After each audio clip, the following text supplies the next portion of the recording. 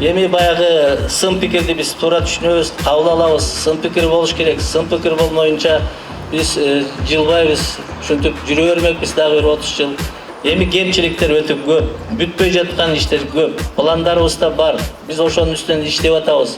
Эми урматтуу шаардыктар, мына ушул жолубуз ак жолтой болсун. Ушул жерде бир кырсык-кырсыгы жок ак жолтой жол болсун. Элибизге, шаардыктарга ушул жол кызмат кылсын.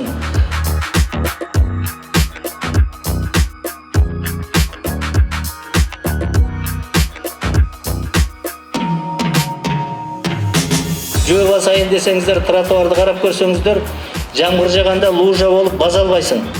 Ошон үчүн биз брусчатка эмес, кийинки убакта биздин мэриянын позициясы ушу асфальт кылышыбыз керек. Баарыңыздарды ушул жолдун ачылуу аземинин майрамы менен куттуктаймын. Баарыңыздарга ден соолук каалайм.